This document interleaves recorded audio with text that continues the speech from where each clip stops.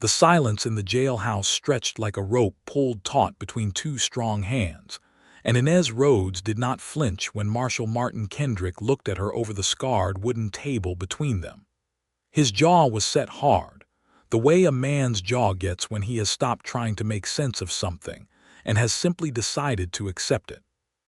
The oil lamp on the table threw long, wavering shadows across his face, catching the deep lines around his eyes, the thin scar running from his left cheekbone toward his ear, the quiet storm that lived permanently behind his steel-gray gaze. Outside, the wind was hammering Caldwell, Kansas, with a fury that rattled every shutter and threw grit against the windows, but none of it seemed to matter compared to what was happening inside this room. He had sat down across from her 20 minutes ago, intending to question her about the robbery of the Farmers Trust Bank, the murder of Deputy Earl Potts, and the disappearance of $30,000 in gold certificates. He had intended to keep it professional. He had intended to treat her like any other suspect dragged in off the dust-beaten street. But somewhere in those 20 minutes, everything had gone sideways in a manner that Martin Kendrick had not experienced in 14 years of wearing a badge. And now, he was looking at this woman who had just handed him the single most dangerous piece of information he had ever received. And he was feeling something cracking open inside his chest that no amount of professional distance could hold together. He leaned forward, placing both hands flat on the table, and his voice, when it came, was low and rough and filled with something that was not quite awe but was very close to it. "I have seen brave men," Martin Kendrick said, "and none match you." Inez Rhodes met his gaze without blinking. Her dark hair had come half loose from its pins during the hours of her captivity, and there was a bruise forming along her left cheekbone from where one of the Dreyer gang had struck her before Martin's deputies had pulled her out of the situation. Her dress was torn at the shoulder. Her hands were still shaking slightly, though she was clearly trying to control that. But her brown eyes were steady and direct and completely unafraid, and something about that steadiness made Martin Kendrick's carefully constructed world tilt on its axis. She had just told him the truth about his own deputy. She had told him that Earl Potts was not the victim of the Dreyer gang. Earl Potts was one of them. And she had the evidence to prove it, hidden in a place only she knew, at the cost of everything she had.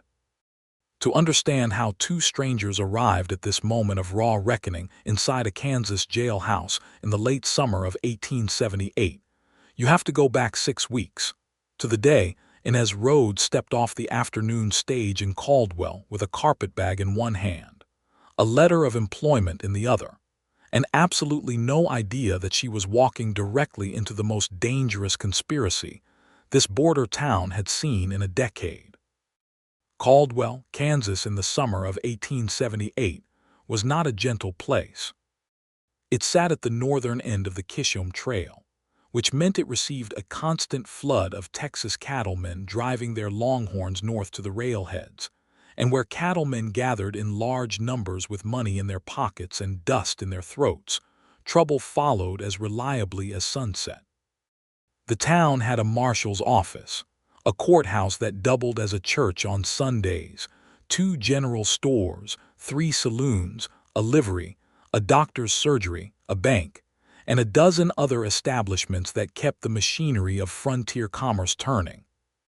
It also had a permanent population of roughly 400 people who were mostly trying to build something real and lasting in a place that seemed determined to resist permanence. Marshal Martin Kendrick had held the law in Caldwell for 3 years.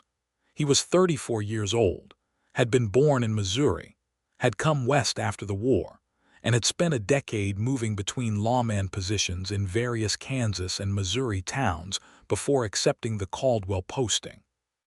He was known throughout the region as a man of absolute personal integrity, a quality that was both his greatest professional asset and the thing that had cost him the most in his private life. He had been engaged once to a schoolteacher in Abilene, but she had eventually married someone else because, as she put it quietly and without cruelty, Martin Kendrick lived more for his badge than for any human being. He had never been entirely sure she was wrong. He had 3 deputies under him. Earl Potts was the senior of them, a heavy-set man of 40 with a perpetual chew of tobacco in his cheek and a reputation for getting information out of people quickly. The other 2 were younger men, Calvin Webb and Joe Sandoval, both decent and dependable and still learning the weight of what the badge meant. Inez Rhodes arrived in Caldwell in response to an advertisement placed in the Wichita Eagle by Dr. Frederick Hale, who needed a trained nurse and medical assistant. She was 28 years old, had been born in Santa Fe to a Mexican-American family of modest means, had been educated in the Catholic mission school there, and had spent 4 years working as a nurse's assistant in a hospital in Wichita before Dr. Hale's advertisement offered her the chance to work with more independence and responsibility. She was not naive about the roughness of a cattle trail town. She had grown up in a place where hardship was not an abstraction. She simply did not believe in allowing hardship to dictate what was possible. The afternoon she arrived, the stage deposited her and her carpetbag in front of the Caldwell Hotel, and before she had even taken 2 steps toward the entrance, she witnessed her first piece of Caldwell's particular brand of chaos. A cattle drover was loudly refusing to pay his bill at the general store next door, and Marshal Kendrick was standing in the street in front of him, speaking in a voice that was perfectly calm and perfectly implacable, explaining that payment was not optional and that the alternative involved the jail and a fine that would cost considerably more than the disputed amount. The drover was 6 feet and 250 pounds of deeply uncooperative Texan. Martin Kendrick was simply Martin Kendrick, which turned out to be enough. There was something in the marshal's stillness that was more persuasive than any raised fist, and the drover eventually paid. Inez watched this from the hotel steps with the carpetbag still in her hand, and she filed the observation away without particular emphasis. She had more immediate concerns, primarily finding Dr. Hale's surgery and establishing herself before nightfall. The surgery was a small, clean, surprisingly well-equipped room at the end of Main Street, attached to a modest house where Dr. Hale lived alone. He was 62, white-haired, permanently exhausted in the way of a man who had been the only physician within 30 miles for too long, and he received Inez with an expression of overwhelming relief that she found both touching and slightly alarming. "You have no idea," he said, shaking her hand with both of his, "what it means to have someone competent here. There are days I feel like I am one serious injury away from complete catastrophe." She settled into a room at the back of the surgery which Dr. Hale had prepared with a narrow bed, a washstand, and a window that looked out onto the back alley. It was not luxurious. It was entirely adequate. She went asleep that first night in Caldwell listening to the distant sound of the saloons operating at full volume and told herself that she had made the right decision. For the first 2 weeks, her life in Caldwell followed a straightforward pattern. She worked alongside Dr. Hale treating the ordinary parade of frontier injuries and illnesses, broken bones from horse falls, knife wounds from saloon arguments, fevers, infections, the particular miseries of women in difficult pregnancies. The work was hard and sometimes distressing and always necessary, and she found deep satisfaction in it.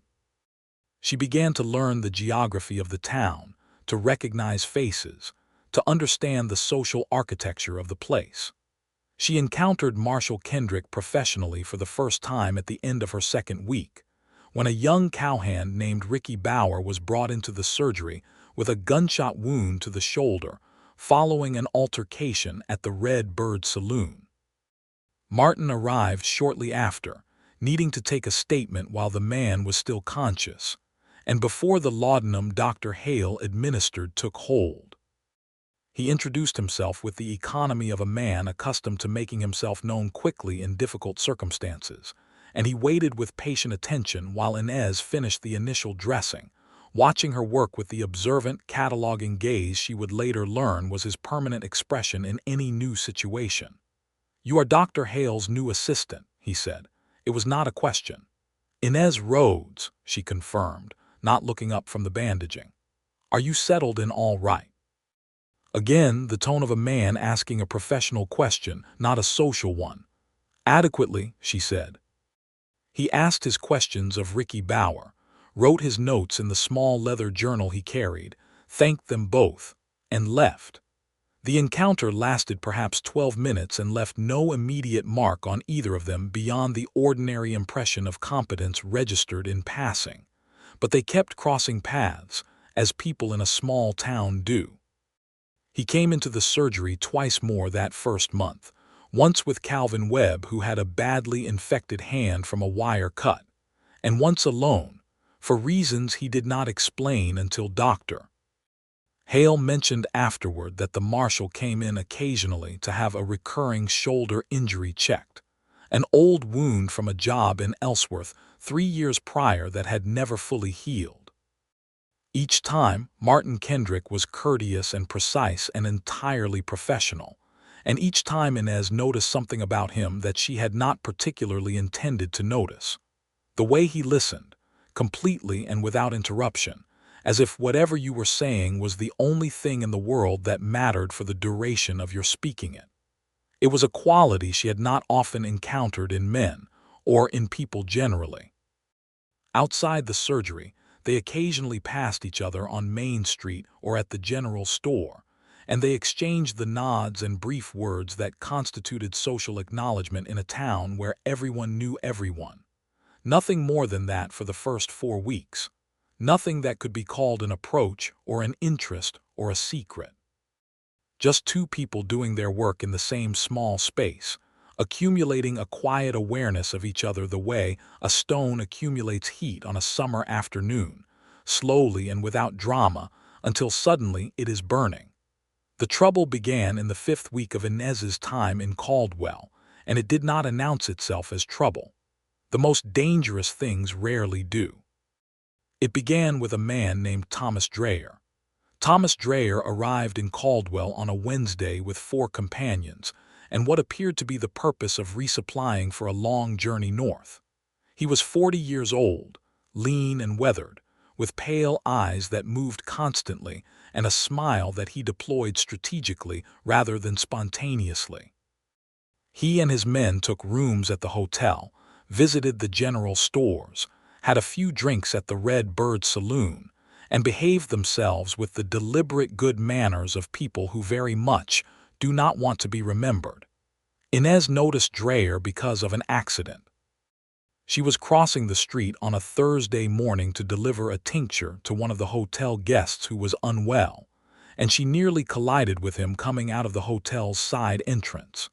He caught her elbow to steady her, and in doing so he turned toward her, and she saw his face clearly from a distance of perhaps 8 inches, and she recognized him. She recognized him because 3 years earlier, in Wichita, she had been working a night shift at the hospital when they brought in a man who had been shot during a robbery of the Merchants Exchange on Douglas Avenue.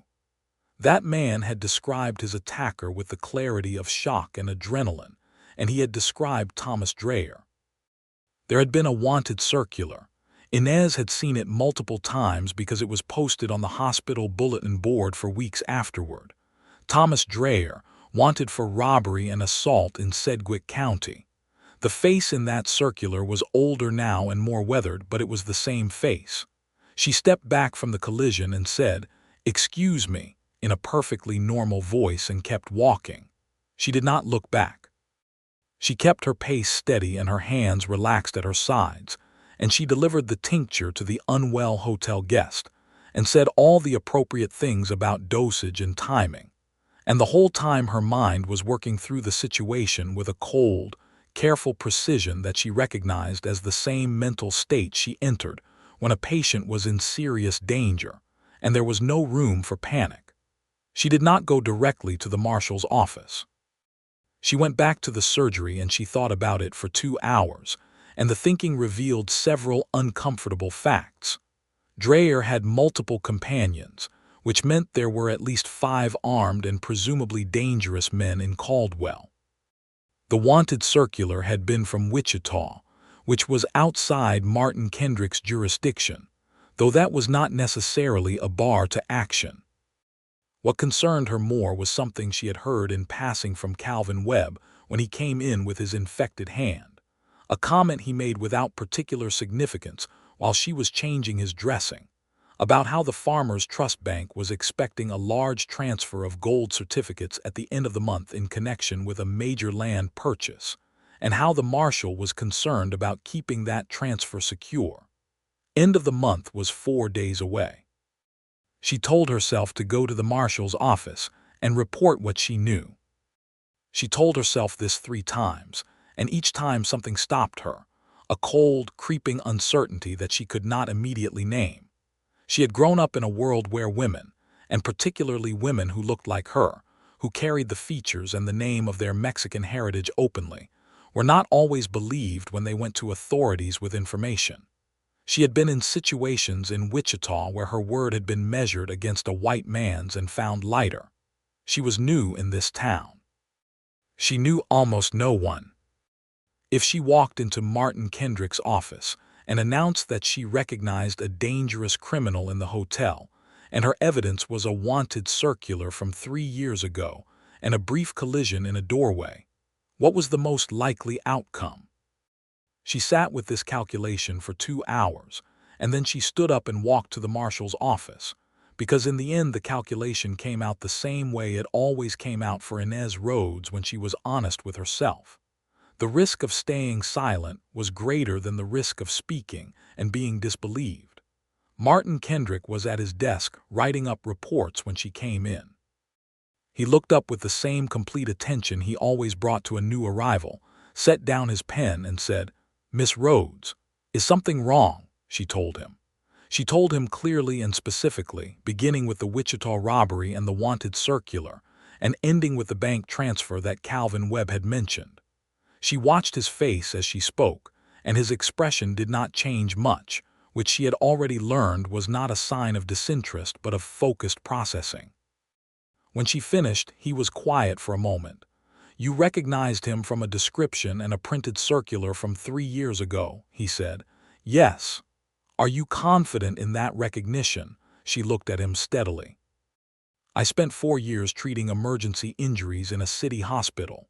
I have learned to observe faces quickly and accurately under circumstances that do not allow for error. I am confident." Something shifted in his expression, not quite a smile but something adjacent to respect. He stood up and reached for his hat. "I'll need you to look at something," he said, and he went to the filing cabinet behind his desk and pulled out a folder, and from the folder he produced a wanted circular. It was different from the Wichita one, more recent, issued from Dodge City. The illustration was clearer. Thomas Drayer's face looked up from the paper. Inez looked at the circular and then at Martin Kendrick. "That is the man I saw this morning." Martin nodded slowly. He was doing the same internal calculation she had done. She could see it in the working of his jaw, the slight narrowing of his eyes, the way he turned toward the window and looked at the street without appearing to look at anything. "I need you to be careful," he said finally. "If Dreyer or any of his men realize you recognized him, you will be in serious danger. Do not deviate from your usual routine. Do not discuss this with anyone." "Can you do that?" "I have been doing it for the past 2 hours," she said. This time, the thing that moved across his face was definitely adjacent to something warmer than professional respect, though he covered it quickly. "Good. I'll be in touch." She left and returned to the surgery and went about the afternoon's work, and she thought about the way he had said, "I'll be in touch," and the particular quality of steadiness it had carried, and she decided it was the most reassuring thing anyone had said to her in quite some time. Martin Kendrick moved quickly once he had the information. He sent a telegram to the Dodge City Marshal's office confirming Drayer's presence and requesting any updated intelligence on the gang's composition and methods. He quietly repositioned Calvin Webb and Joe Sandoval to keep watch on the hotel from unobtrusive angles. He had a conversation with Gerald Marsh, the manager of the Farmers Trust Bank, about the advisability of delaying the gold certificate transfer, which Marsh resisted loudly on the grounds of existing contractual obligations. He did not tell Earl Potts. This was not a decision he made consciously or with any particular suspicion. It was simply that Earl was not in the office when the information came in, and by the time Earl came back in that afternoon, Martin had already set the wheels of his response in motion, and the information was contained to himself, Calvin, Joe, and the bank manager. He told himself he would brief Earl the following morning. That evening, something happened that he did not learn about until later. Thomas Dreyer left the hotel by the back entrance at 9 in the evening and met with a man in the alley behind the livery stable. The man was Earl Potts. Inez knew this because she saw it. She was not supposed to be in the alley. She had gone there because old Mr. Pemberton, who lived in the small house backing onto that alley, had sent a message asking Dr. Hale to come and look at his wife, and Dr. Hale was occupied with a difficult delivery and had sent Inez in his place. She was cutting through the alley as the most direct route, and she came around the corner of the livery stable and saw two figures in close conversation 12 feet ahead of her, illuminated by the spillover of a window lamp from the livery's upper floor. She recognized Earl Potts by his build and his hat, and the way he shifted his tobacco chew from one cheek to the other. She recognized Thomas Dreyer because she had been looking for him all day. She backed around the corner before either man saw her. She stood with her back against the wooden wall of the livery stable in the warm Kansas night, listening to the rapid percussion of her own heartbeat, and she heard enough of their conversation, carried on the still air, to understand that Earl Potts knew exactly who Thomas Dreyer was, had known for some time, and was going to make sure the bank transfer proceeded on schedule without interference from the marshal's office. She went to Mr. Pemberton's house, and she treated Mrs. Pemberton's fever with the medicines she had brought, and she was gentle and thorough, and she did not let her hands shake. And afterward she walked home in the dark with her mind working furiously through the new shape of the situation. If Earl Potts was compromised, she could not go to the marshal's office in the ordinary way, because she could not know who else might be involved, and because arriving at the office and asking to speak privately to Martin Kendrick when Earl Potts was present would immediately signal to Potts that something was wrong. She needed to reach Martin alone, and she needed to do it without raising any alarm that might cause Dreyer's plans to accelerate. She spent most of that night working out how to do it, and by morning she had a plan. The plan required her to be more resourceful than she had ever been required to be, and it required her to spend most of the following day doing two things simultaneously: maintaining perfect normalcy on the surface and quietly assembling evidence underneath it.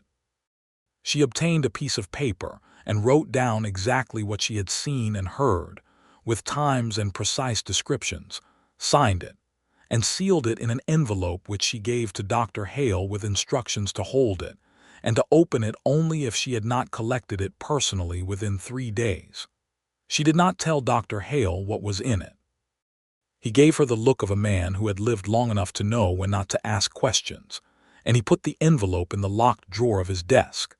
Then she went about her day, and on her morning rounds, when she passed Martin Kendrick on Main Street, and he gave her the brief nod of professional acknowledgement that had become their established greeting, she held his gaze for half a second longer than usual, and let her eyes move deliberately toward the alley beside the feed store and back to his face. It was a small thing, a gesture that could mean nothing at all, but she was betting everything on Martin Kendrick's powers of observation, and Martin Kendrick did not disappoint. An hour later, a folded note appeared under the surgery door, slipped there without fanfare. It said, in a hand she did not yet know but would soon come to know very well, "Feed Store Alley, noon. Tell Dr. Hale you are collecting a supply order." She was there at noon. He was already there, his back against the wall, watching both ends of the alley. He had come through the back of the hardware store to avoid being seen leaving his office. She told him about Earl Potts. She told him everything she had seen and heard, with the same clarity and precision that she had brought to her initial identification of Dreyer, and she watched Martin Kendrick's face and saw something happen there that was more than a professional adjustment to new intelligence. Something complicated and painful crossed his expression, the look of a man discovering that a person he has worked beside for 3 years has been playing a very long, very dark game with his trust. When she finished, he was silent for a long moment. His hands, she noticed, were very still at his sides. "He has been my senior deputy for 3 years," Martin said finally. "I know," she said. "I am sorry." He looked at her directly, and for the first time there was something unguarded in that look, something that was not the marshal but the man. "How are you so calm about this?" "I am not particularly calm," she said. "I am simply functional. There is a difference." He nodded once, absorbing this. Then the professional layer came back, though it sat differently now, less like armor and more like a tool. They had approximately 48 hours before the gold certificates were transferred. They needed to neutralize Dreyer's gang without alerting Potts, which meant working entirely around the senior deputy, who would normally be the marshal's most trusted resource in exactly this kind of situation. They needed to set a countertrap with only Calvin Webb, Joe Sandoval, and 2 of the deputy marshals that Martin could quietly summon from Wellington, the next town north. And they needed a way to flush Dreyer's gang into a position where they could be taken, which meant someone had to allow the robbery attempt to appear to be proceeding normally while Martin and his men were in place to intercept it. Martin did not ask Inez to be part of the intercept. He did not even suggest it. He thanked her for the information, told her to stay at the surgery and out of sight, and left the alley. She watched him go and recognized the clean logic of his plan and accepted it without argument, because the plan was sound and her part was done. She managed to hold to this reasonable position for approximately 18 hours, at which point everything went wrong. The transfer was supposed to happen on Friday at 3 in the afternoon. Martin had positioned Calvin Webb and Joe Sandoval and the 2 Wellington deputies at 4 strategic points around the bank. He had Earl Potts assigned to a completely different part of town, escorting a cattle buyer to the land office, a task that would keep Potts occupied and away from the action without alerting him that he was being managed. He had not arrested Potts yet. He needed Dreyer's gang caught in the act, with evidence that would make the conspiracy charge against Potts airtight. At 2 in the afternoon, Dr. Hale's surgery received an unexpected patient. One of Dreyer's men, the one Inez had noticed was the youngest of the group, came in with a badly cut hand that he claimed to have gotten while working at the livery, and while Dr. Hale treated the laceration, the young man said something to Dr. Hale in what he appeared to believe was a private conversation, something about how the doctor should make sure his girl stayed inside today because things were going to get complicated. He said it quietly and without apparent malice, more in the tone of warning than threat, and then he paid for his treatment and left. Dr. Hale came immediately to where Inez was preparing medicines in the back room and relayed this word for word, his face white with anxiety.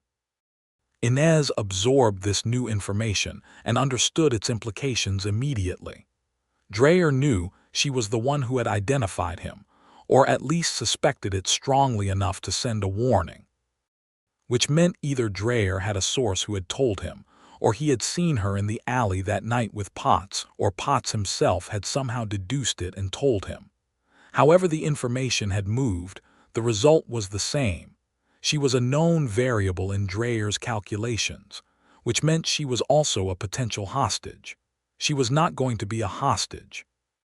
She thought about this for 60 seconds, and then she made a decision that she recognized even as she made it was the kind of decision that would be judged very differently depending on whether it worked or not.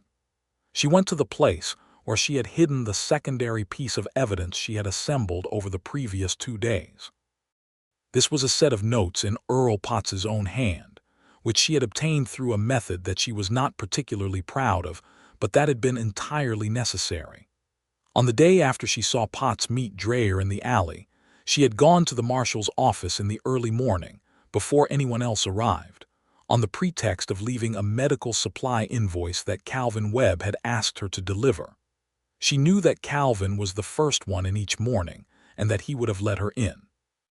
What she had not anticipated was that Calvin would be delayed at the boarding house and that the door would be unlocked, and that when she went inside she would find on Earl Potts's desk a folded note that had been left there carelessly, face down. She had read it. She had copied it quickly in her own hand, replacing the original exactly as she had found it. The copied text detailed a signal arrangement between Potts and Dreyer, describing the specific sequence of events that would allow Dreyer's gang to clear the bank before the marshal's deputies could respond. It was, in the language of evidence precisely, the documentation needed to make a conspiracy charge hold. She had kept this copy in a locked tin in her room at the surgery, telling no one about it. Now she put the copied notes in her dress pocket, put on her hat, and went out into the afternoon heat of Caldwell, Kansas, 45 minutes before the robbery was scheduled to begin. She needed to reach Martin Kendrick without being intercepted, which was not straightforward because she did not know exactly where he was positioned. She knew his general plan because he had outlined it to Calvin and Joe in the alley meeting she had attended, but specific positions had been finalized afterward. She worked through the logical geometry of where a marshal would position himself to observe and intercept a bank robbery, which put her on the south side of Main Street, working her way toward the bank with her eyes moving constantly. She found Calvin Webb first, positioned behind a wagon outside the hardware store with a rifle. He was startled to see her and made a gesture indicating she should leave, and she shook her head and moved close enough to speak quietly. "I need to reach Marshal Kendrick. Dreyer's people know I identified him. I have evidence on Potts. Where is the marshal?" Calvin stared at her for a second with the expression of a man rapidly recalibrating his understanding of a situation, and then he said, "Back of the bank. There is a window on the east side." She circled around through the side street and found the east side of the bank and Martin Kendrick standing in the shadow of a large shipping crate with Joe Sandoval and one of the Wellington deputies, his eyes on the street. He saw her coming and something moved very quickly across his face.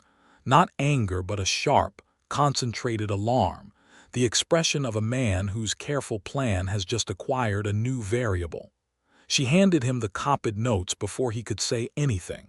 She watched him read them. She watched his expression change. He looked up from the notes. His jaw was tight.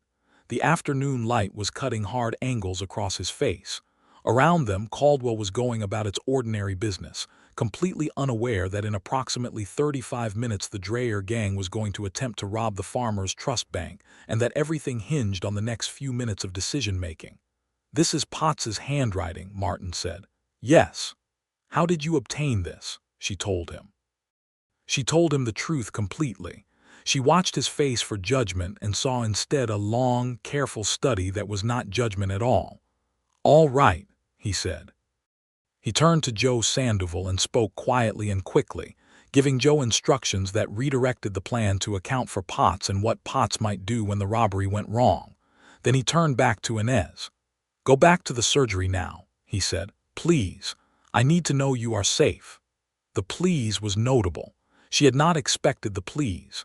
It landed somewhere inside her chest with a weight that was disproportionate to a single word, and she filed it away for later examination. She went back to the surgery. She and Dr. Hale waited. 14 minutes later they heard shouting from Main Street, and then 3 shots in quick succession, and then silence, and then more shouting of a different character, the shouting of crowd noise rather than alarm. The robbery attempt had been intercepted. All 5 members of the Dreyer gang were in custody. Thomas Dreyer himself had been taken as he came out of the bank with the first bundle of certificates in his hands. No one had been killed, though one of the Wellington deputies had taken a graze to the arm and would be spending the afternoon in Dr. Hale's surgery. Earl Potts had attempted to intervene on Dreyer's behalf at the critical moment, and had been restrained by Calvin Webb. which had apparently required Calvin to do something that gave Potts a significant bruise on his jaw and a new appreciation for the younger deputy's capabilities. Inez found all of this out in pieces, partly through treating the Wellington deputy's arm wound and partly through Calvin Webb, who came to the surgery an hour later and told her what had happened with the unambiguous relief of a man who has held his nerve under considerable pressure and is now able to exhale. "Marshal wants to see you," Calvin said. "Jailhouse. He has Dreyer there, and he is working through the statements, and he says he needs you to give a formal account of what you witnessed." She went to the jailhouse. She went into the room where Martin Kendrick was working at the scarred table surrounded by papers and evidence, and he looked up when she came in, and his deputies left the room, and the door closed, and they were alone in the way that two people who have been through something significant together are alone even in a room full of people, sealed into a private understanding that no one else can entirely enter. And Martin Kendrick looked at her over the table and he said it. "I have seen brave men," he said, "and none match you." She was quiet for a moment. Outside, the wind continued its assault on Caldwell, and the oil lamp threw its wavering light, and inside the chest of a woman who had spent most of her life being functionally calm under conditions that would have justified panic, something warm and complicated was unfolding at considerable speed. "I had information that was necessary," she said. "I brought it to the people who could use it." "You had information that endangered you," he said, "and you organized it, protected it, and delivered it at exactly the moment it was most needed, while simultaneously maintaining enough presence of mind to see a threat to yourself developing and respond to it without freezing and without making a mistake. I have watched experienced lawmen fail to do what you did today." "I was frightened," she said, "because honesty seemed important." "I know," he said. "That is entirely the point." The room held that for a moment. Then she sat down across from him because her legs were, now that the immediate crisis had resolved, noticeably unsteady, and she needed to give a formal statement, and they were going to be here for some time. He poured water from a pitcher on the sideboard and set it in front of her, and she drank, and the prosaic kindness of the gesture undid something in her that the whole afternoon's danger had not managed to touch. She gave her statement. He asked questions with the same thorough precision he applied to everything, and she answered with the same careful accuracy she applied to everything. And across the table they built the evidentiary record that would send Thomas Dreyer and his men to trial and take Earl Potts's bath, and eventually his freedom. This took most of 2 hours. By the time they finished, the wind outside had dropped and the evening star was visible through the jailhouse window, and Caldwell was settling into its particular version of dusk, with all the ordinariness of a town that does not yet fully know what it was nearly robbed of. Martin walked her back to the surgery. He did it without discussion, falling into step beside her as if it were something they had always done, and she did not object because the truth was she was glad of the company. The street was quiet now, most of the town inside for the evening meal. "Will they be tried here?" she asked about the Dreyer gang. "Move to Wichita," he said. "Judge Parker's circuit includes this district.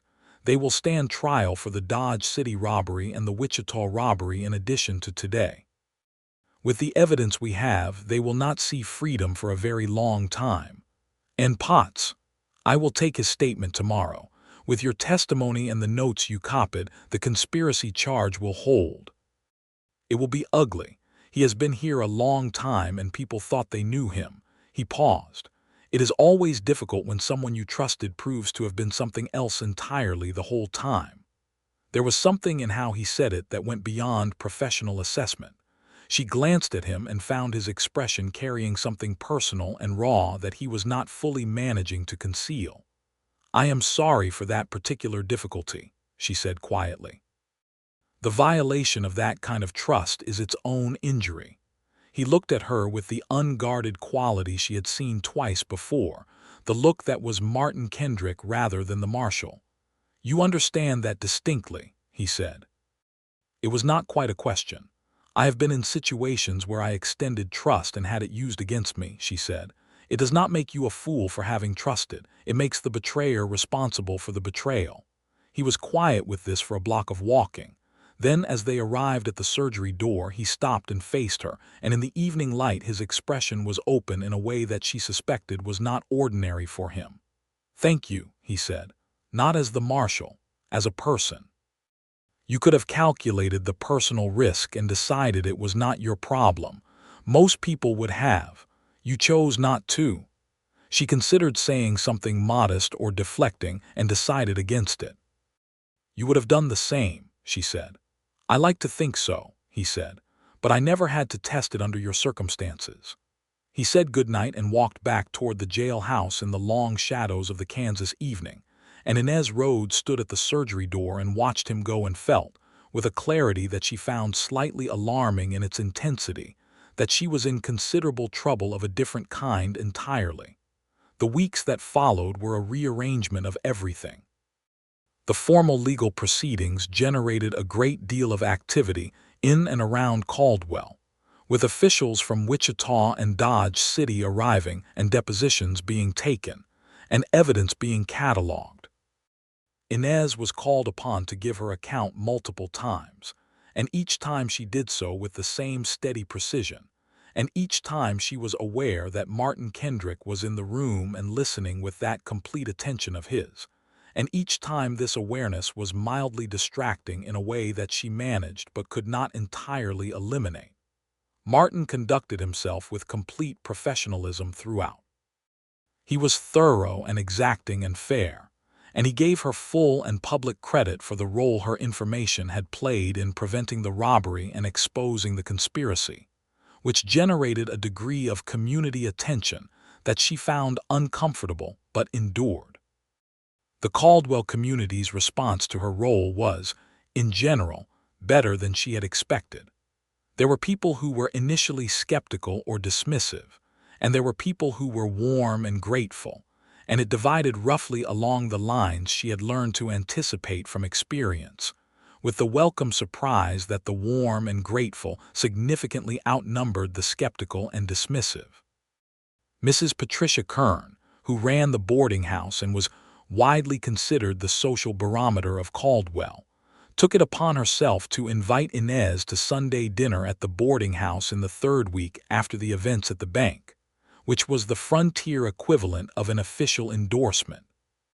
Inez accepted and went, and found a table of 8 people including Calvin Webb and Joe Sandoval and Dr. Hale, and, somewhat unexpectedly, Martin Kendrick, who had been invited with similar deliberateness by Mrs. Kern, who operated as the town's most dedicated and entirely unsubtle social architect. The dinner was warm and generous, and full of the particular pleasure of people who have been through something difficult together, and are now on the other side of it. Martin sat across from Inez at the table, which Mrs. Kern had arranged with a calculation so transparent that Calvin Webb nearly choked on his water trying not to smile. The conversation ranged across the events of the robbery attempt and the progress of the legal proceedings, and then, as the meal deepened, moved into the easier territory of ordinary life, of backgrounds and histories and the roots that had brought various people to this particular corner of Kansas. Martin told a story about his first year as a lawman in a tiny Missouri town, a story that was genuinely funny in a dry, self-deprecating way that surprised everyone at the table, including, from the look on his face, himself slightly. Inez found herself laughing, a real laugh, unguarded, and looked up to find him watching her with an expression that was purely warm and unmasked, and the look held for perhaps 3 seconds longer than was strictly accounted for by social convention, and Mrs. Kern, watching from the end of the table, had the satisfied expression of a woman whose plan is proceeding exactly as intended. After dinner, Martin offered to walk Inez back to the surgery, which was by now an established pattern that neither of them had formally acknowledged as a pattern. The October evening was cool and clear and brilliant with stars, and they walked at the unhurried pace of people who are finding the conversation worth prolonging, He asked about Santa Fe, where she had grown up, and she told him about it, about the heat and the colors and the particular quality of the light and the way her mother had cooked, and the mission school, where she had first discovered that she had an aptitude for learning that exceeded the expectations anyone had for her. She told it without bitterness and without false cheerfulness, with the even, clear-eyed honesty of someone who has made peace with a complicated inheritance. He listened without interruption and without the slightly strained look that people sometimes got when the topic moved into the territory of injustice, the look of people who were uncomfortable with what they were hearing but more uncomfortable with acknowledging that discomfort. He simply listened, and when she finished he said, "The school's limitations were their failure, not yours," with the simplicity of someone stating an obvious fact. "I know that now," she said. "Did you know it then?" She considered. "I suspected it. I did not have enough evidence yet." He smiled at this, and the smile on Martin Kendrick's face was a thing she was developing a particular relationship with, because it did not come easily and therefore when it arrived it carried real weight. It arrived now, in the starlight, and she felt the weight of it at a frankly inconvenient depth. "What brought you to law work?" she asked. He thought about this with the honest consideration he brought to everything. "I am not certain it was a decision so much as a recognition," he said. "I am, by temperament, someone who cannot walk past a thing that is wrong and leave it wrong. It creates problems in some contexts. In this context, it is useful. It creates problems in other contexts," she said. "It does," he agreed. There was something careful and honest in how he said this, as if he was acknowledging a truth he had examined from multiple angles and found no way around. "I have been told on more than one occasion that I am better company as a marshal than as a private person." She thought about the schoolteacher in Abilene, whom Dr. Hale had mentioned in passing one afternoon with the particular discretion of someone who has mentioned something, and then immediately wished they hadn't. "I think," she said carefully, "that is a judgment based on limited information." He looked at her, and in the starlight his gray eyes were darker and more complex. "What makes you say that?" "Because the qualities that make a person good at their work and the qualities that make them good in private life are not as separable as people tend to believe. Someone who listens carefully in one context does not forget how to listen in another." The statement sat between them in the cool October air, with all of its implications perfectly visible to both of them, and neither of them moved to collect or examine those implications directly, because there was a timing to certain things that both of them, by temperament, understood instinctively. He left her at the surgery door with a good night and a look that said more than the good night, and she went inside, and Dr. Hale was still up reading by the fire, and he looked at her over his spectacles and said nothing, which was an extremely eloquent form of nothing. November came to Caldwell with cold winds and heavy gray skies, and the legal proceedings generated enough activity to keep everyone occupied. The trial date for Dreyer and his gang was set for January in Wichita. Earl Potts was formally charged and had retained a lawyer from Wichita, and the indictment had generated an intense and not always comfortable community conversation about who had been aware of what and whether signs had been missed. Martin navigated this with the particular combination of honesty and steadiness that Inez was coming to understand was his defining characteristic. He did not protect himself by redirecting blame, and he did not engage in performative self-flagellation. He simply told the truth about what had happened and what had not been seen and why, and he answered every question he was asked directly and moved forward. They were spending time together now that was not entirely accounted for by the legal proceedings. He had begun to stop by the surgery on mornings when his rounds took him past it, not always for a formal reason, sometimes simply to exchange a few minutes of conversation with her through the surgery door while Dr. Hale observed from the back room with increasingly unconcealed approval. She had attended 2 more Sunday dinners at Mrs. Kern's and found Martin there on both occasions, and the seating arrangements had by now become so obviously intentional that Calvin Webb had given up on concealing his amusement entirely. They went riding together one Sunday afternoon in November, which had been Martin's suggestion, offered with the slightly formal delivery of a man who does not make a habit of personal overtures and is therefore not entirely smooth about it. She had horses from the livery because Dr. Hale kept a horse, but she did not, and they rode out onto the Kansas plain where the winter-brown grass stretched flat and enormous to the horizon in every direction, and the sky was a cold, clean blue, and the world felt enormously, almost terrifyingly large.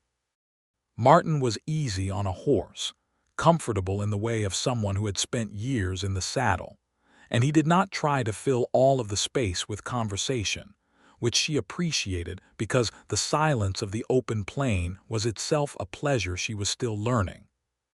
They stopped at a slight rise from which you could see the curve of the Arkansas River glinting in the distance, and he told her about a case from his early career in Ellsworth, a complicated, emotionally difficult case involving a family that had been defrauded of their land by a man who had worked carefully within the limits of the law to do something completely wrong, and how he had spent 6 months finding the mechanism to address it.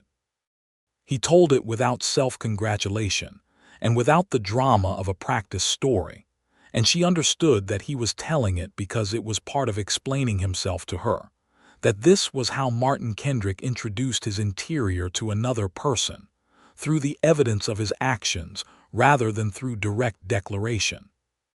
She told him about a patient in Wichita, a woman who had come in badly injured by her husband, and who had refused to press charges for reasons that Inez had initially been angry and confused by, and had eventually come to understand in a way that had permanently changed how she thought about the constraints people operated under. She told it with the same stripped honesty he brought to his stories, not performing the emotion but not concealing it either, and he listened with the full attention she had come to rely on and said, when she finished, "You treated her without attaching your help to her choices," which was the exact right observation. "It was not always easy," she admitted. "No," he said, "the right thing often isn't." They rode back to Caldwell in the late afternoon light with the cold sharpening around them, and the conversation had moved into something easier and warmer, as if the weight of the more serious exchange had cleared the air, and they talked about books they had read and food they missed from childhood and the particular qualities of Kansas winters as opposed to Missouri or New Mexico winters. And she found herself thinking that she had not had this kind of conversation, this particular combination of depth and ease, with anyone in a very long time. At the livery, returning the horses, he helped her dismount with a hand that was careful and steady, and then did not immediately release it. They were standing in the dim warmth of the livery with the smell of hay and horses around them and the cold wind audible outside, and he was looking at her with the unguarded expression that she had come to recognize as the one that lived under the marshal, the one that was purely the man. "Inez," he said, and the way he said her name, with a weight that he had clearly been carrying for some time, made her breath go slightly irregular. "Yes," she said, "I would like to be honest with you about something." "You have been honest with me about everything," she said. "About this specifically," he said. "I find that I think about you considerably more than is professionally accounted for.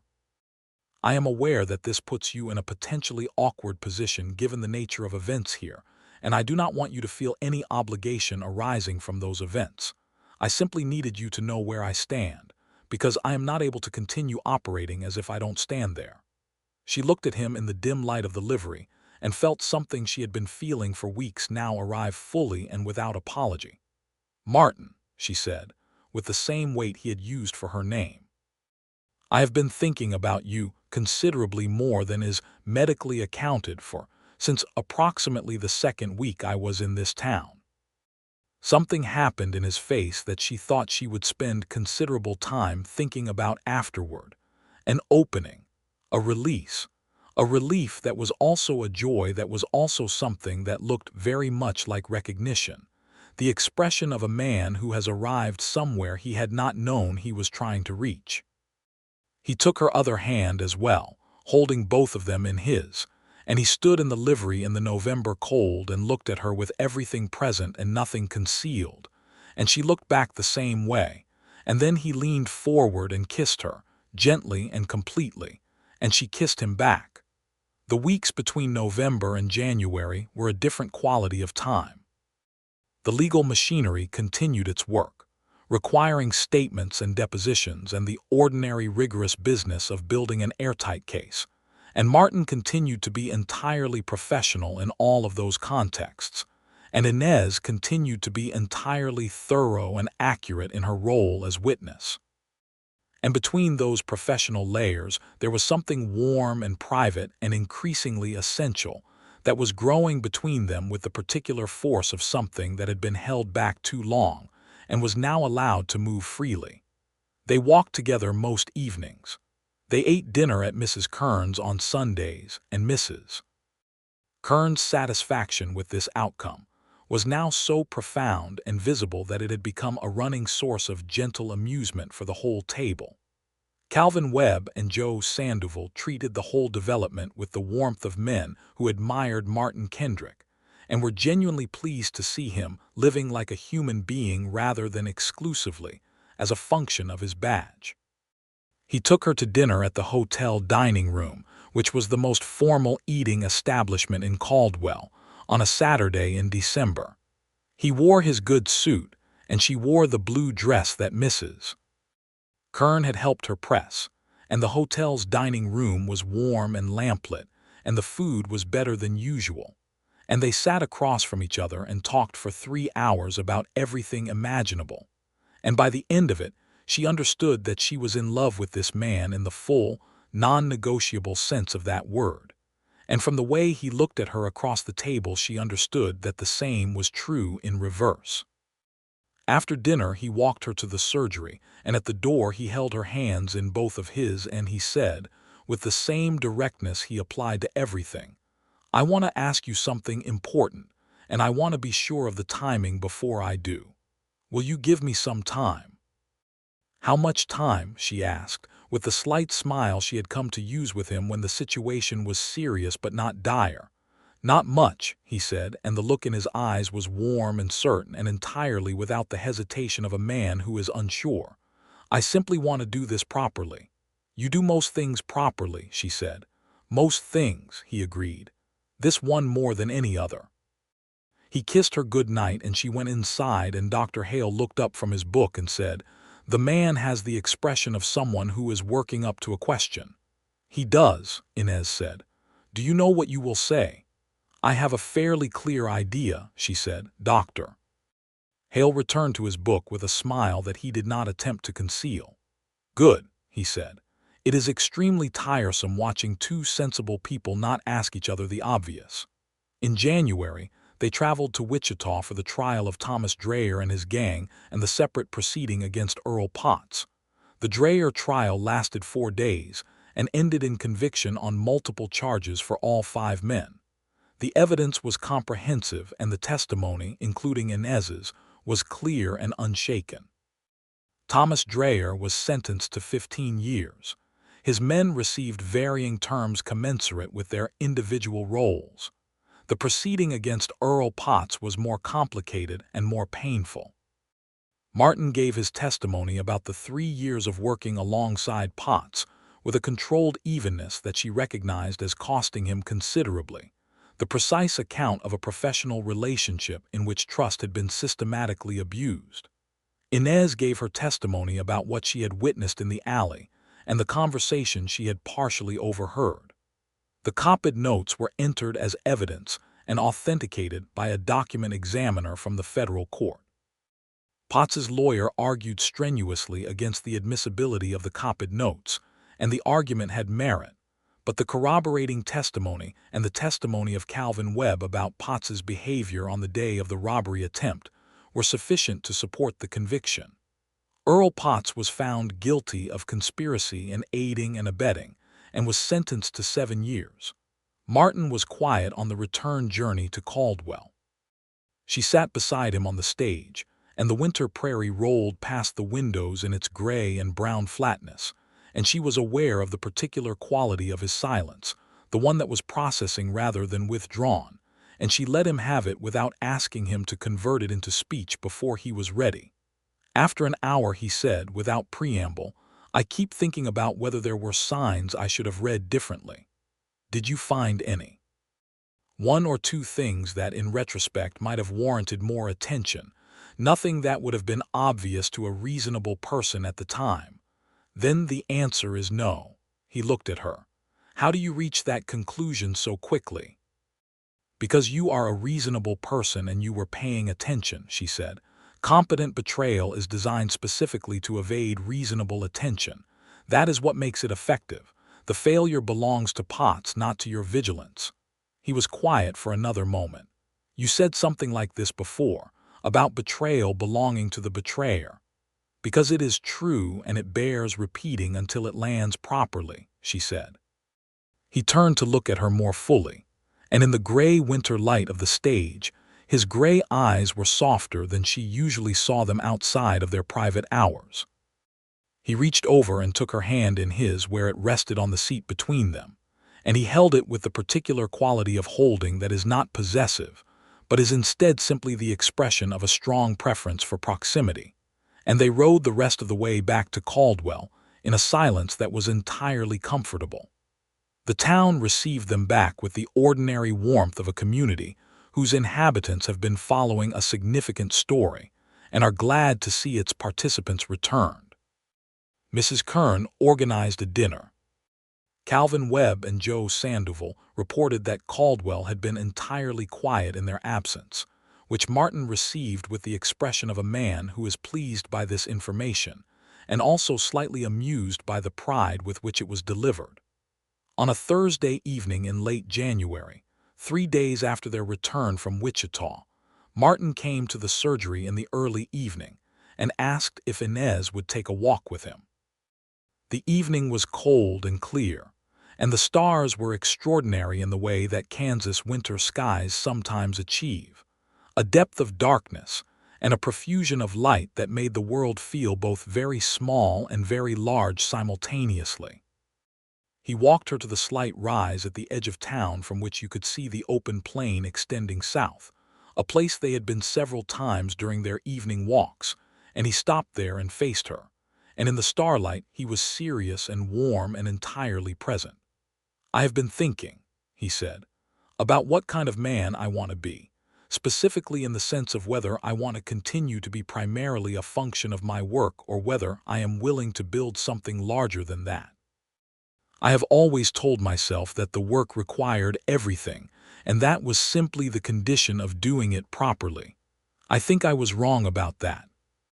I think I was using the work as an excuse to avoid the risk of other things." She waited. The wind moved across the plain. "I have also been thinking," he continued, "about the specific quality of having someone beside you who is not diminished by difficulty, who does not need to be protected from hard truths, who brings the same commitment to honesty that you expect of yourself. I have found that quality in one person in my life so far, and I am standing in front of her." "Martin," she said softly, "I am asking you to marry me," he said. "Not because of what happened in October, though what happened in October showed me things about you that I will not forget. Because of every conversation we have had, and every evening we have walked, and every piece of honesty you have offered me, and what I understand about what kind of life I want when I am honest with myself. I am asking you to make a life with me here, in Caldwell, on the understanding that I will spend the rest of it trying to be the kind of partner who deserves someone like you." The stars were enormous above them. The plain stretched away in the dark. Inside Inez Rhodes, something that had been quietly building for months arrived at its full size, and it was not frightening at all. It was simply the most correct thing she had felt in as long as she could remember. "Yes," she said, without reservation. He let out a breath that he had clearly been holding, and then he was smiling, a full and unguarded smile that she had never quite seen before on his face, the smile of a man who has been very controlled for a very long time and has just been given permission to let go of the control in one specific context. and she found it so entirely lovely that she reached up and put her hand against his face, and he covered her hand with his. And they stood on the rise above the plain in the winter cold and were simply, completely happy. They were married on a Saturday in March, 1879, in the Caldwell courthouse with Judge Howard officiating. Mrs. Kern had organized the decorating with the same thoroughness she brought to all social undertakings. Dr. Hale gave Inez away, which he did with the expression of a man who is trying very hard not to cry and is not entirely succeeding. Calvin Webb and Joe Sandoval were both present in their best clothes. The town of Caldwell attended in sufficient numbers that the courthouse was genuinely full, which was both a testament to the community's investment in the outcome and slightly overwhelming for a woman who had arrived in this town 8 months ago with a carpetbag and no particular expectation of belonging to it. Martin stood at the front of the courthouse in his good suit, without his badge, which was the first time she had seen him without it in any public context, and when she came in on Dr. Hale's arm and he saw her, his expression went through several distinct phases in quick succession, each of them entirely unguarded, and by the time she reached his side, she was holding her own emotions together with some effort. Judge Howard conducted the ceremony with the combination of solemnity and warmth appropriate to the occasion. Martin spoke his vows with the directness and conviction he brought to everything that mattered to him. Inez spoke hers with the same steady honesty that had characterized every significant conversation they had ever had, and when the judge said, "You may kiss your bride," Martin did so with a gentleness that the assembled population of Caldwell received with a volume of approval that rattled the courthouse windows. Afterward there was a reception at Mrs. Kern's boarding house that involved a great deal of food and music provided by 3 musicians from the Red Bird Saloon who were, it transpired, surprisingly good when not competing with saloon noise, and dancing that continued until midnight, and speeches that ranged from the genuinely moving to the impressively embarrassing, Calvin Webb's toast falling decidedly into the latter category while remaining entirely affectionate.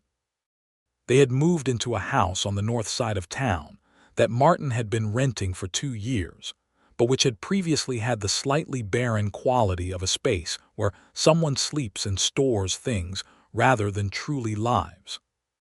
In the months leading up to the wedding, Inez had made quiet changes, additions and arrangements that transformed it gradually into a home, and on the night after the wedding when they came home to it together, Martin stood in the front room and looked at what it had become and said, "I did not know a space could do this." "Do what?" she asked. "Become somewhere you actually want to be," he said. He looked at her with the full warmth of a man who has arrived somewhere entirely right. "You did that." "We will do more of it," she said. Spring came to Kansas with its particular ferocity, the thunderstorms that moved across the plain like acts of theater, and the wildflowers that came up in the breaks between storms and the sharp, clean smell of the grass after rain. They settled into the rhythms of a shared life with the natural ease of 2 people whose habits of mind are fundamentally compatible, which is the greatest practical advantage of marrying someone you have paid genuine attention to. She continued her work with Dr. Hale. He continued his work as Marshal. The evenings were their own, unhurried conversations, and the particular quiet pleasure of being with someone who did not require you to perform a version of yourself. And she found she was happier than she had words for, and that Martin was clearly in the same position, evidenced by the fact that Calvin Webb reported to Joe Sandoval that the marshal had been observed whistling while doing paperwork, something that Calvin considered one of the more remarkable developments of the new century. In the summer of 1879, they learned that Inez was expecting a child. Martin received this information with an expression she had not seen before, something beyond the warmth she was familiar with, something that was almost awe, and he sat down at the kitchen table and was very quiet for a moment and then said, "I did not know this was something I wanted this much until this moment."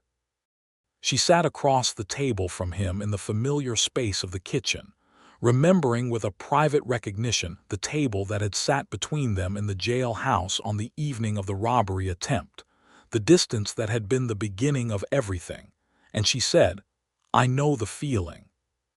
He looked at her and understood immediately what she was thinking, because he had come to know her mind's movements with the intimacy of sustained attention, and he reached across the table and took her hand and said, "I would do it all the same way again." "As would I," she said. Dr. Hale, when informed, expressed jubilation that was somewhat muffled by his attempts to maintain professional composure, but that broke through entirely when Martin shook his hand.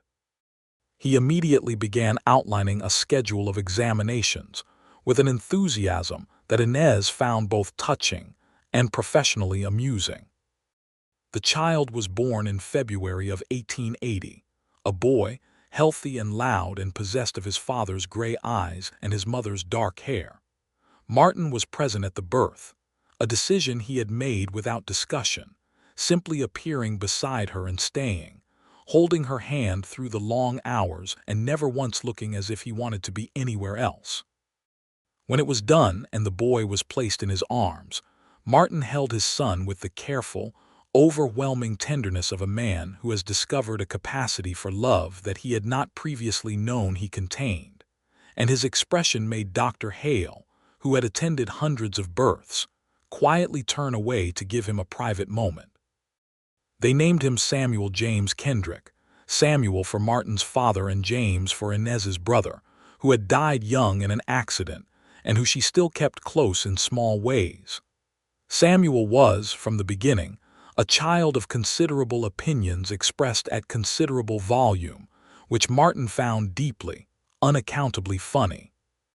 He took to fatherhood with the same complete commitment he brought to everything he decided mattered, and watching him with Samuel in the evenings, this man who had lived so much of his life as an instrument of the law learning to be simply and entirely a father, was one of the regular private joys of Inez's life. In the spring of 1880, Calvin Webb was appointed junior marshal of a neighboring town, a promotion that was both deserved and bittersweet. The leaving party at Mrs. Kern's was attended by most of Caldwell, and Calvin made a speech that was considerably more dignified than his wedding toast had been, though he managed to produce the same ratio of genuine feeling to accidental comedy that seemed to be his natural register. Martin gave him a brief, private handshake that conveyed everything a longer speech would have diluted, and Calvin understood it perfectly. Joe Sandoval was promoted to senior deputy, which was the right outcome. He had come into his own over the 2 years of working under Martin, developing from a competent young man into a lawman of real substance, and Martin's confidence in him was well-founded and well-placed. Life continued in its forward motion. The Kishom Trail traffic was already beginning to shift as new rail lines pushed further south, and the cattle drives became shorter, and Caldwell was adapting as towns adapt, diversifying its economy, attracting more permanent businesses, becoming incrementally more of a settled community and less of a wild border outpost. Martin's role changed with it, the work becoming less about the sharp-edged crises of a trail town and more about the sustained order of a developing community, and he adapted to this with the same professional intelligence he brought to everything. In the summer of 1881, Inez found herself expecting again. This pregnancy was somewhat easier than the first, and the birth, in the late winter of 1882, produced a daughter, a girl with Inez's dark hair, and it quickly became apparent. Both her parents combined stubbornness in a single small package. They named her Clara Maria Kendrick, Maria for Inez's mother. Samuel, now 2 years old, regarded his sister with the solemn appraisal of a person, deciding whether a new development is acceptable, and after a brief assessment period declared her satisfactory by the simple act of sitting beside her crib and talking to her steadily for 15 minutes, which Clara appeared to find entirely agreeable. Martin, holding Clara in the gentle certainty of hands that had learned over 2 years the specific art of holding a small child, looked at Inez over the top of their daughter's head with an expression so complete and unguarded that she felt it physically. This look that contained their whole shared history. The jailhouse table and the starlit rise above the plain and the courthouse in March, and every evening of conversation, and every morning of ordinary life accumulated between them. "We have built something real," he said. "We have," she agreed, "Doctor." Hale, who was present because he was always present for the births of children he had brought into the world, made no attempt to conceal his emotion this time. He was 71 years old and had been talking about retiring to Wichita to live with his daughter's family for 2 years, and Inez had been preparing herself for this transition with the mixed feelings appropriate to watching a mentor move toward an earned rest. She was ready, professionally. She had been ready for some time. The surgery had been hers in practice for over a year already, with Dr. Hale's oversight becoming increasingly ceremonial. In the autumn of 1882, Dr. Hale retired. The transfer of the surgery was formal and complete, and Inez Rhodes Kendrick became the sole medical professional serving Caldwell and the surrounding territory, which was a fact that some people had needed a year or two to become comfortable with, and which the majority of the town had now entirely and practically accepted. She was good at what she did. In places where conditions were difficult, people eventually learned to prioritize effective care over their preferences about who was providing it, and in Caldwell, this had happened with less resistance than in some places and more resistance than in others. Martin attended the small ceremony that marked the surgery's official transfer with the expression of a man who is deeply proud of something and is choosing not to say so at full volume because he knows the person in question would find it excessive. Inez caught his expression across the room and shook her head slightly, which was their established signal for, "I can see exactly what you are thinking," and he responded with the slight smile that was their established signal for, "I know, and I cannot entirely help it." Samuel, at 4, attended the ceremony wearing his best small clothes and managed to hold himself together for the full duration before escaping to investigate the contents of Dr. Hale's medical cabinet with the thoroughness of a young man who was clearly going to be professionally curious about the world in some as yet undetermined direction. The years moved the way years do when life is good, with the feeling of fullness rather than of passage, of each season carrying something worth having rather than simply carrying you toward the next one. Martin continued as Marshal, building a record in Caldwell that was talked about in Kansas law enforcement circles as a standard worth examining, not for its dramatic moments, though those existed, but for the consistent quality of the community it had helped sustain. He was offered larger positions twice in those years, once in Wichita and once with the Federal Marshal's Service, and he turned both down with the direct simplicity of a man who has found where he belongs. Inez's surgery grew in scope and reputation. She began training a young woman from Wellington named Ruth Carey, who had expressed an interest in nursing, and this training occupied an increasing portion of her professional attention and was a satisfaction distinct from but equal to the work with patients. The passing on of knowledge and method, and the particular orientation toward people in their most vulnerable moments that she had been developing since her earliest days at the Wichita Hospital. In 1884, she delivered a letter to Dr. Hale in Wichita with a detailed account of a method she had developed for managing infected wounds that reduced mortality significantly, and Dr. Hale, who was still connected to the Wichita medical community, had the account published in a regional medical journal. This generated correspondence from physicians as far as Denver and Kansas City, which she answered with the same methodical thoroughness she applied to everything, and which Martin read over her shoulder at the kitchen table in the evenings, with an expression of entirely uncontrolled pride that she had long since given up trying to moderate. Samuel, at 6, was in school and had developed a passion for horses that was entirely his own, and that his father regarded with the warmth of a man watching his child discover an independence. Clara, at 4, was a child of strong opinions delivered with great confidence, and the management of these opinions required the full combined resources of both her parents, which was demanding and frequently hilarious. There was a morning in the spring of 1885 when Clara, aged 3, refused absolutely to eat her breakfast for reasons she declined to specify, except through increasingly determined silence, and Martin, who had that morning faced down a significantly drunk cattleman without noticeable difficulty, sat across from his daughter at the kitchen table and was comprehensively defeated by a small person with her mother's eyes and her father's stubbornness. And Inez, watching this from the doorway, laughed until she had to hold onto the doorframe. "She gets this from you," Martin said with dignity. "The stubbornness is yours," Inez said. "The absolute certainty that she is correct is yours." "We are both represented," she said.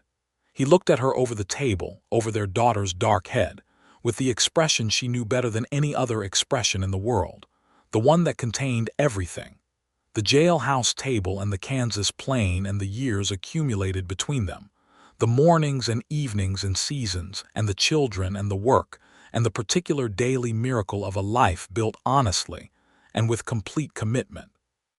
The expression of a man who had come, improbably and through considerable difficulty, to exactly the place he should always have been. "Yes," he said quietly, "we are both fully represented." Clara, perhaps sensing that the adults had been distracted from the matter of breakfast, made a strategic decision to eat it after all. In the late summer of 1885, Inez discovered she was expecting a third child, which she and Martin received with the particular calm of people who have learned that what life adds is generally worth making room for. She was 35, which made the pregnancy something to manage with care, and she managed it with the combination of medical knowledge and personal stubbornness that characterized her approach to most challenges. Martin was attentive in the manner that had become his established practice, present and reliable and deeply interested in every aspect of the process in a way that still surprised him slightly, and that she found endlessly touching. The child arrived in April of 1886, another boy, who came into the world at 5 in the morning with less drama than his siblings and who lay in his father's arms looking at the world with the calm, appraising expression of someone who has already decided to take things in and evaluate them before drawing conclusions. They named him Thomas Frederick Kendrick, Thomas being a family name from Martin's mother's side and Frederick for doctor. Hale, who received this information in a letter from Wichita, and responded with a letter of such transparent emotion that Inez and Martin read it aloud to each other at the kitchen table, and were both moved by it. Samuel, at 8, regarded the new baby with the protective seriousness of an older brother who has decided this is a responsibility rather than a disruption. Clara, at 6, declared Thomas beautiful, and immediately began making plans for his education that were both entirely Clara and somewhat alarming in their ambition for a person who had been alive for approximately 72 hours. Caldwell in 1886 was a different place from the Caldwell of 1878, quieter without being less alive, more settled without being less itself. The trail drives had diminished significantly as the rail lines pushed south, and the town's economy had diversified into farming and commerce that was more sustainable if less dramatic. The wildness that had been the defining characteristic of its earlier period had moderated into something that was still the frontier, but was also increasingly becoming the world that would come after the frontier, the permanent settlements and the ordinary lives of people who were building something intended to last. Martin had navigated this transition with the intelligence of a lawman who understood that the job changes with the community, and that this is as it should be. The knife-edge crises of a trail town were less frequent now, replaced by the sustained, complex work of maintaining order in a place where people were becoming neighbors rather than transients. He was, by 1886, known throughout the district as something beyond a good lawman, as a man who had contributed materially to the quality and character of the place where he had chosen to build his life. And Inez had built something of her own that was entirely hers and entirely of this place, a medical practice that served hundreds of people across a wide territory, and that had trained 3 young women in nursing over the years, and that had, over a decade of work, become a thread woven through the fabric of the community in a way that was both professionally substantial and personally profound. She was known. She was trusted. She had come to Caldwell as a stranger carrying a carpet bag and a professional letter, and she had become someone without whom the town was considerably harder to imagine. On an October evening in 1886, 8 years after the events that had begun everything, Martin came home in the early evening and found her at the kitchen table with Thomas asleep against her shoulder, and a medical journal open in front of her that she was reading with the selective focus of someone doing 2 things successfully at once. Samuel was visible through the window, working with the horses in the corral with a concentration that was entirely his own. Clara's voice could be heard from the upstairs room, conducting what was clearly an elaborate game that involved several characters with distinct voices. Martin hung his hat on the hook by the door and poured himself a glass of water and sat down across from her at the table. The kitchen was warm and lamplit and smelled of the bread she had baked that morning and the particular domestic warmth of a house with children in it. He looked at her over the table. Outside, the October wind moved through the cottonwoods, and the last of the evening light lay gold and long across the kitchen floor, and Caldwell went about its business with all the ordinary purposeful noise of a town that was genuinely alive. "Are you tired?" he asked. "Productively," she said. "You." "The same." He reached across the table and touched the back of her hand, gently, in the way he had of expressing affection without requiring her to stop what she was doing, the acknowledgement of her presence that was also the acknowledgement of her independence, the 2 things existing entirely without conflict in how he loved her. "Joe told me today that Calvin Webb is being considered for Wichita's chief marshal position." "He will take it," she said. "He will," Martin agreed. "And he will be excellent at it." They were quiet for a moment. Thomas stirred against her shoulder and settled. "I was thinking today," Martin said, "about October of 1878. She looked at him. "The bank." "The jail house," he said. "Specifically the part where I looked at you across that table and understood that everything I had previously considered important was approximately to be rearranged." "That is a significant rearrangement," she observed. "The most significant of my life," he said. "And the best." His gray eyes held hers in the lamplight with the complete honesty and warmth that she had come to know as the deepest expression of who he was, this man who had chosen her with his full understanding of what the choice meant, and had spent 8 years demonstrating that the choice was the correct one. She reached across the table and put her hand in his. Thomas shifted again in her other arm and made a small sound of complaint and then subsided. Outside, Samuel called something to the horses in a voice that was beginning to change, losing its childhood register for something older and uncertain, and from upstairs Clara's game had acquired a new character who spoke in a voice of considerable authority. "I was thinking about it too," Inez said. "Specifically about the moment you said that to me." "What did you think of it at the time?" he asked.